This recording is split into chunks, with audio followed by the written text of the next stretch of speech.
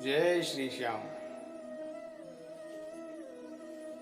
हाथ जोड़े विनती करूं, सुड़ज्यो चित्त लगाए।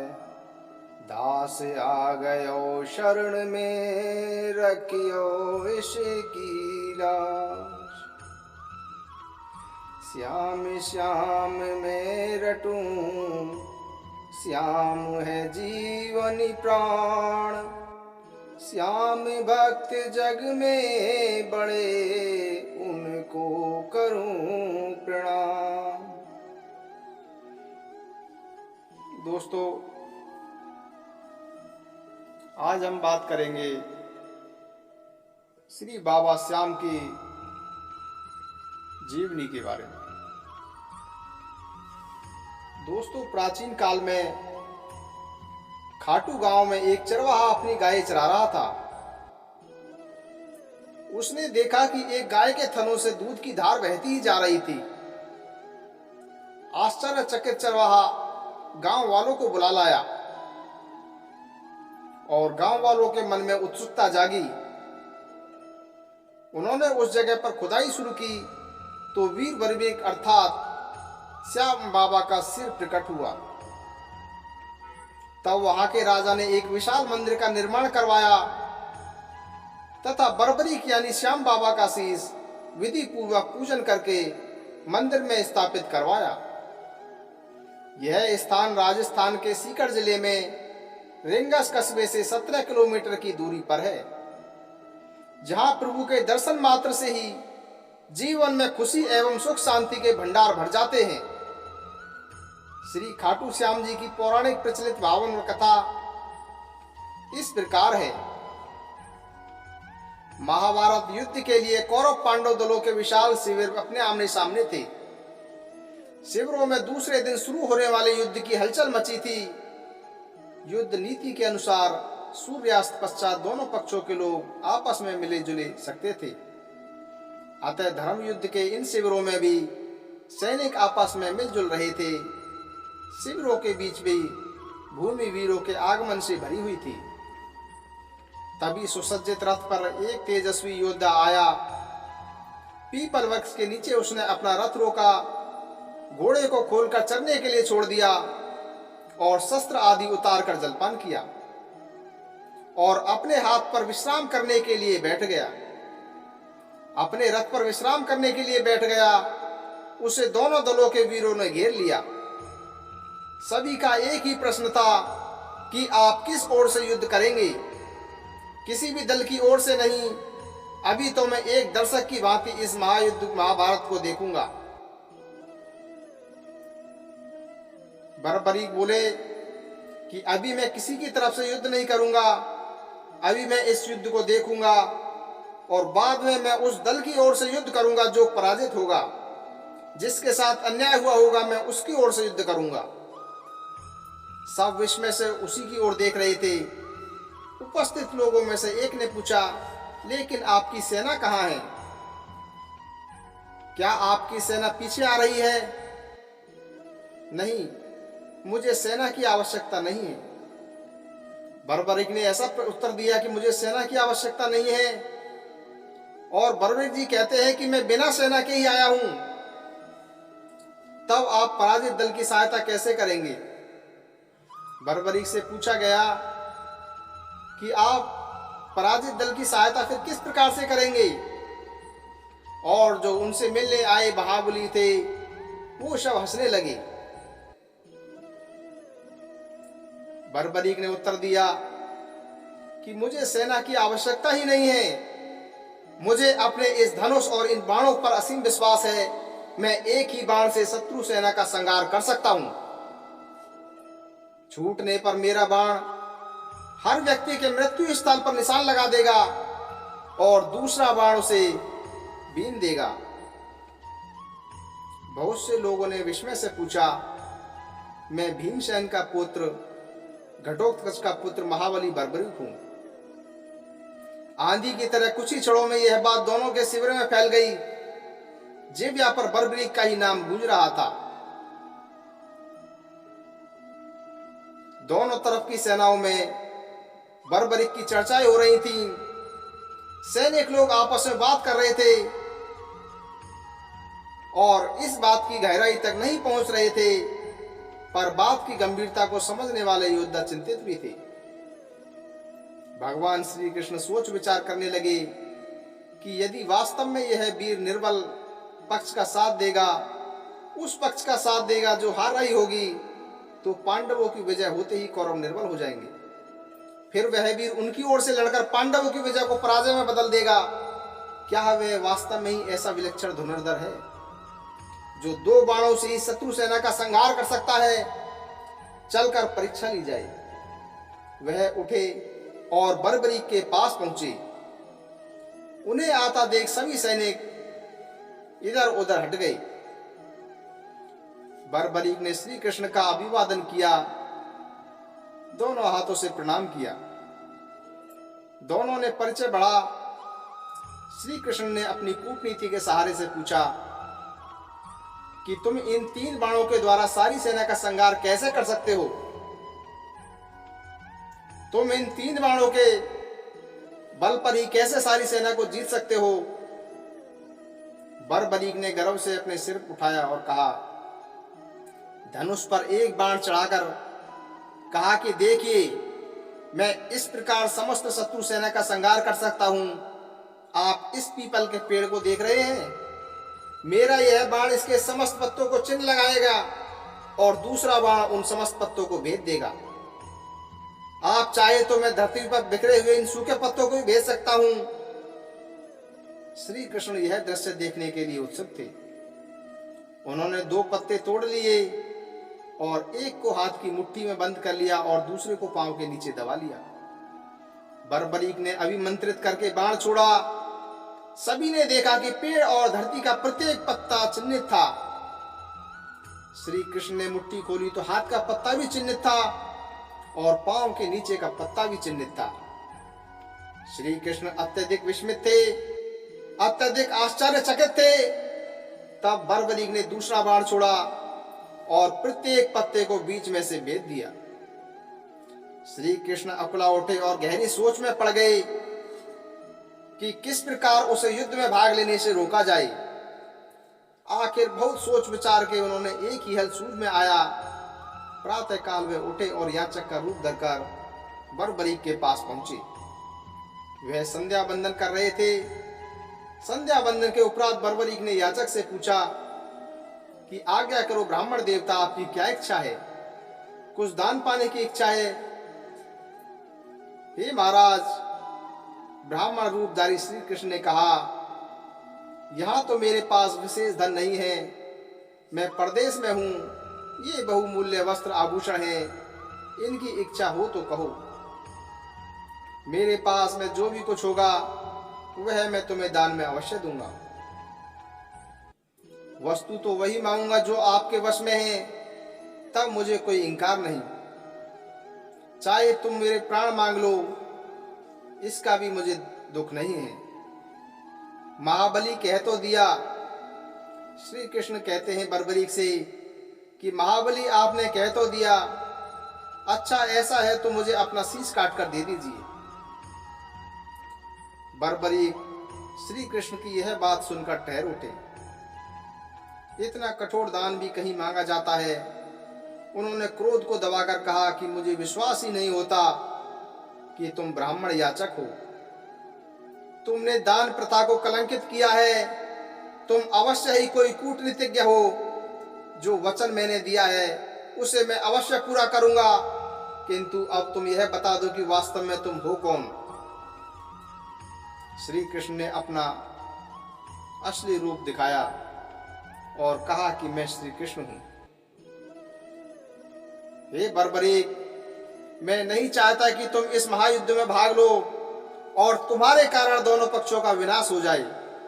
मैं अपने वचन को पूरा करूंगा, परंतु मेरी एक इच्छा मेरी साथ ही मिट जाएगी। बर्बरीक ने कहा। श्री कृष्ण कहते हैं बर्बरीक से कि निसंकोच कहो, तुम्हारी क्या इच्छा है बर्बरीक? बर्बरीक ने कहा कि मैं इस महायुद्ध को अपनी दृष्टि से देखना चाहता हूं। सृष्टि के सभी महारथी इसमें सम्मिलित हुए हैं। मैं देखना चाहता हूं कि कौन कितना बली है। श्री कृष्ण कहते हैं कि बर्बरीक, तुम्हारी यह इच्छा अवश्य पूरी होगी। तब भगवान श्री कृष्ण ने बर्बरीक के सिर को किसी दिव्य औषधि के सहारे जीवित रखा और उनके सिर को पीपल की ऊंची शाखा पर टांग दिया, जिससे वह भली भांति से पूरे महाभारत के युद्ध को देख सकें। और यह बात सही है कि बर्बरीक ने उस धर्म युद्ध को भली भांति देखा। महाभारत का युद्ध शुरू से और लास्ट तक बर्बरीक ने पूरा युद्ध अपनी आंखों से देखा। 18 दिन तक महाभारत का महायुद्ध हुआ। अंत में दुर्योधन की मृत्यु के साथ इस महायुद्ध का अंत हुआ। पांडव विजयी हुए, कौरव पराजित हुए। इस महायुद्ध की भीषण विभीषिका से दोनों पक्षों में केवल 10 व्यक्ति ही जीवित बचे थे। इस महायुद्ध के बाद केवल 10 व्यक्ति जीवित बचे थे। वे पांडव पक्ष में 5 पांडव थे, कृष्ण थे, सात्विक, और कौरव पक्ष में अश्वत्थामा, कृपाचार्य और कृतवर्मा। युद्ध समाप्ति के पश्चात भगवान श्री कृष्ण ने देखा कि पांडव अपनी विजय के मद में चूर हैं। उनमें अहंकार और अभिमान प्रचुर मात्रा में भर गया है। उनका व्यर्थ का अभिमान दूर करने के लिए वह 5 पांडवों, सात्विक, द्रौपदी और कुंती सहित बर्बरीक के पास पहुंचे। बर्बरीक का मुखमंडल चमक रहा था। उसने आदर सत्कार के पश्चात पूछा कि हे कृष्ण, हे प्रभु, कहो कैसे आना हुआ। सभी उनके मुख से अपनी अपनी वीरता की प्रशंसा सुनना चाहते थे, क्योंकि बर्बरीक ने पूरे युद्ध को शुरू से और लास्ट तक देखा था। इसलिए सब चाहते थे, अर्जुन चाहता था कि उनके मुख से यह सुनना चाहते हैं कि मैंने समस्त धनुर्धर ज्ञाता, इस संसार में मेरे जैसा धनुर्धर ज्ञाता दूसरा कोई नहीं है। वह अपनी प्रशंसा स्वयं करने लगे। बर्बरीक, क्या तुमने इस महायुद्ध को भली भांति देखा है? बर्बरीक ने स्वीकार की मुद्रा में सिर हिला दिया। अर्जुन गर्व से भरकर बोले, तब तो तुम इस बात को भी मानोगे कि युद्ध मैंने अपने बाहुबल से जीता है। 18 दिन निरंतर गांडीव की तरंगार से 10 दिशाएं गूंजती रहीं। भीष्म पितामह को मारना कोई हंसी खेल की बात नहीं थी। भीमसेन के पुत्र बर्बरीक के मुख पर व्यंग भरी मुस्कान खेलने लगी। वे हंसने लगे और बोले कि हाँ, भीष्म पितामह के विषय में मेरा भी यही विचार है। और कहे कि चलो, रुको नहीं। अर्जुन फिर बोले, मैंने भगदत्त जैसे महाबली को मार गिराया, द्रोण को निश्चित कर दिया, तथा कर्ण, जिसके भय से धर्मराज युधिष्ठिर को रात भर नींद भी नहीं आती थी, उसका वध भी मेरे हाथों ही हुआ। बाद में अश्वत्थामा को मणि रहित भी मैंने ही किया। क्यों बर्बरीक, अब तो मेरी और मेरे गांडीव की प्रशंसा करोगे? बर्बरीक खुलकर हंसे और किसी को भी कुछ कहना हो तो कह लो। बर्बरीक बोले कि किसी को कुछ भी कहना है, आप 5 पांडवों में से जिसको जो भी कहना है पहले आप कह लो। इस पर भीम बोले कि मेरी इस पर्वत सी विशाल गदा के विषय में क्या विचार है बर्बरीक? तुमने देखा होगा कि इस गदा के सहारे मैंने दुष्ट दुशासन का रक्त पिया। इसी गदा से मैंने आदित्य गदाधारी दुर्योधन का वध किया। हिडिंब, बकासुर और कीचक के वध की कहानियां भी तुमने सुनी होंगी। इस पर बर्बरीक हंस दिए और कहने लगे कि कहो, पहले सब तुम अपनी अपनी बात कह लो, उसके बाद मैं जवाब दूंगा। बर्बरीक कहते हैं कि पहले आप 5 पांडव अपनी अपनी बात कह लो, उसके बाद मैं आपको जवाब दूंगा। नकुल, सहदेव ने भी अपनी अपनी विशाल तलवारों की प्रशंसा की। उसके बाद युधिष्ठिर ने भी कहा कि मेरा विचार है कि बर्बरीक, यह युद्ध मैंने सत्य के बल पर जीता है। बर्बरीक ने सबकी ओर उपेक्षा की ओर देखकर श्री कृष्ण से प्रश्न किया, क्यों श्री कृष्ण, क्या तुमको अपने विषय में भी कुछ कहना है? श्री कृष्ण जो आप सबकी बातें सुन रहे थे मुस्कुराकर बोले, मुझे कुछ नहीं कहना बर्बरीक, मैंने योद्धा के रूप में तो इस युद्ध में भाग ही नहीं लिया है। मैं तो सिर्फ मात्र सारथी था, मैं तो सिर्फ रथ चलाता रहा, युद्ध देखता रहा, बस इससे अधिक मैंने कुछ नहीं किया। यह सुनते ही बर्बरीक खुलकर हंसे। उनके हट्टहास से दसों दिशाओं की भुजाएं गूंज उठी। उनकी हंसी को सुनकर श्री कृष्ण को गंभीर स्वर में बोले, अच्छा किया श्री कृष्ण, तुमने सारथी के रूप में ही इस युद्ध में भाग लिया। बर्बरीक कहते हैं कि श्री कृष्ण तुमने अच्छा किया जो सारथी के रूप में ही इस युद्ध में भाग लिया, योद्धा के रूप में नहीं। शस्त्र धारण करके भाग लेते तो संभवतः पांडवों की पराजय ही होती। नकुल, सहदेव और युधिष्ठिर को तो मैं महावीरों की श्रेणी में गिनता ही नहीं। रहे अर्जुन और भीम, ये महाबली अवश्य है, किंतु कौरव पक्ष के धनुर्धरों के सम्मुख ये दोनों भी अनाड़ी और नौसिखिए लग रहे थे। अकेले भीष्म ने ही समस्त पांडव सेना और पांडव वीरों का बुरा हाल कर दिया था। उन्हें तो इच्छा मृत्यु का वरदान प्राप्त था, भला इनके मारे वह क्या मरते। इस वृद्धा अवस्था में भी कितना तेज था उनके मुख पर। बर्बरीक ने फिर अर्जुन की ओर देखकर कहा, मैं तुम्हारी बात का उत्तर दे रहा हूं अर्जुन।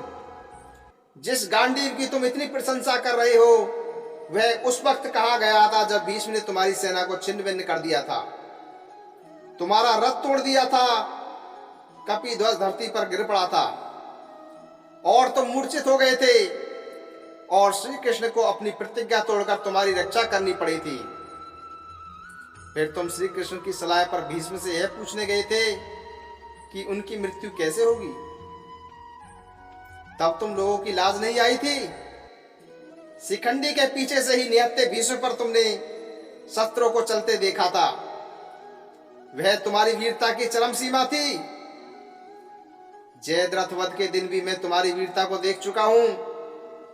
श्री कृष्ण की माया यदि साथ नहीं देती अर्जुन, यदि श्री कृष्ण की माया तुम्हारा साथ नहीं देती तो एक क्या सैकड़ों अर्जुन भी जयद्रथ की परछाई को नहीं पा सकते थे। तेजस्वी वृद्ध आचार्य द्रोण ने तुम्हारी और तुम्हारी सेना को जो दुर्दशा की थी वह भी किसी से छिपी नहीं है। तब तुम्हारा बल तेज कहां गया था। युधिष्ठिर कितने सत्यवादी है, मैंने यह भी इसी युद्ध में देखा है। श्री कृष्ण की सलाह पर अपने गुरु के सम्मुख जाकर उन्होंने झूठ बोला। जीवित अश्वत्थामा को मृत्यु बताया, मृत बताया इन्होंने, क्योंकि पुत्र शोक ही उनकी मृत्यु का कारण हो सकता था। यह सुनते ही युधिष्ठिर बोल उठे, भूलते हो बर्बरीक, मैंने कहा था अश्वत्थामा मर गया है किंतु नर नहीं हाथी।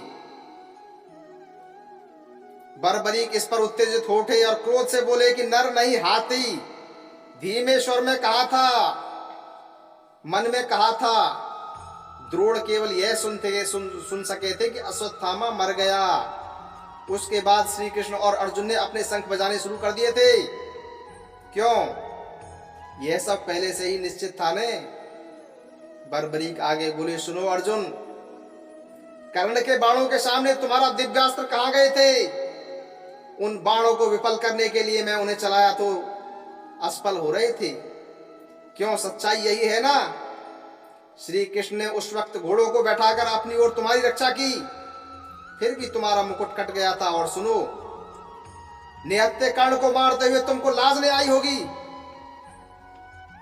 फिर भी बोले, मैं तो रुक गया। अर्जुन बोले, मैं तो रुक गया था, लेकिन श्री कृष्ण की ने मुझे आज्ञा मिली कि यही समझ है जब कर्ण को मार सकते हो। यदि कर्ण रथ का पहिया कीचड़ से निकालकर रथ पर बैठ गया तो एक क्या अनेक अर्जुन भी उसे मार नहीं पाएंगे। बर्बरीक की वाणी फिर व्यंग से भर गई। ठीक ही किया श्री कृष्ण ने, तुम्हें युद्ध तो जीतना ही था, मुझे याचक बनकर बेकार कर दिया। बलि भगदत्ती प्रचंड शक्ति को श्री कृष्ण ने अपनी छाती पर सहा, क्योंकि तुम्हारे शरीर के वह सत खंड कर देती। और भीम अब तुम सुनो, यह तो सच ही है कि तुम अतुल बल के स्वामी हो। तुमने निश्चित ही हिडिंबी, बकासुर और कीचक को मारा है, पर यह युद्ध तो गदा से जीता ही नहीं जा सकता था, क्योंकि इस युद्ध में इस युग के सर्वश्रेष्ठ धनुधारी सम्मिलित हुए थे। धनुर्धर कर्ण के सम्मुख तुम्हारी गदा को क्या हो गया था, जो तुम जान बचाने के लिए मरे हुए हाथियों के झुंड के पीछे जा चुके थे। कर्ण ने अपने धनुष की डोरी तुम्हारे गले में डालकर तुम्हें बाहर खींच लिया था। वह चाहते तो तुम्हारा वध कर सकते थे, किंतु उन्होंने तुम्हें छोड़ दिया। और तुम्हें ही क्या, उन्होंने नकुल, सहदेव और युधिष्ठिर को भी छोड़ दिया था। आज तुम सब अपनी वीरता की डींगे हाँक रहे हो, लेकिन यह भूल गए कि तुम सब उस महारथी से प्राणदान लेकर लौटे थे। वास्तव में वही एक सच्चा दानी था। तभी श्री कृष्ण और कुंती की आंखें टकराई। कुंती की आंखों में आंसू थे, किंतु बर्बरीक बोलते ही रहे। उन्होंने अवसर मिलने पर भी तुम्हें क्यों नहीं मारा, यह वास्तव में अद्भुत रहस्य है। वैसे इस बात से उनकी करुणा तुम पर प्रकट होती है। जयद्रथ के सामने तुम्हारी वीरता कहां गई थी? उन्होंने तुम्हें चक्रव्यूह में घुसने ही नहीं दिया था।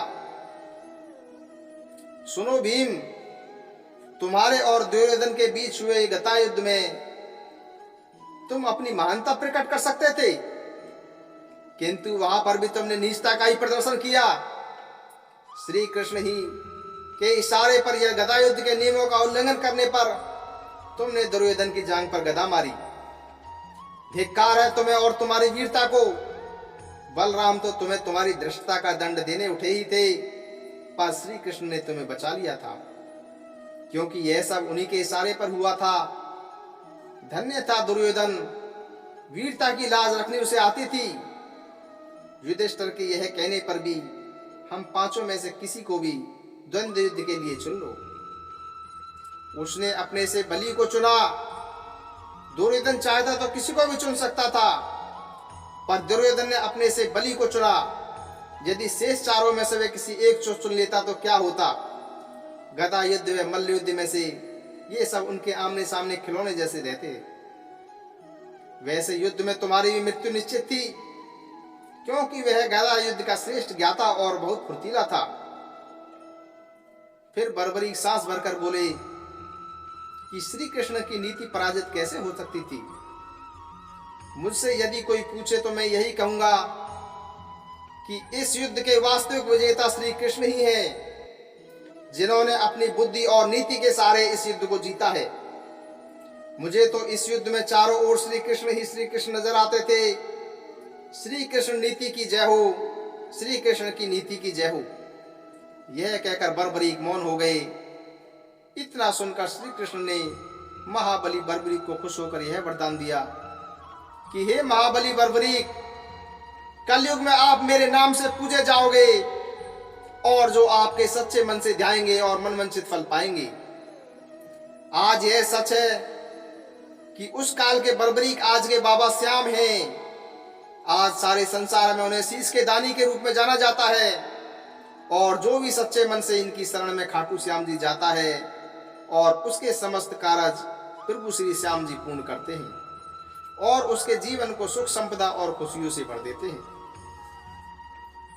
जय श्री श्याम, जय खाटू श्याम। हाथ जोड़े विनती करूं, सुन जो चित लगाए।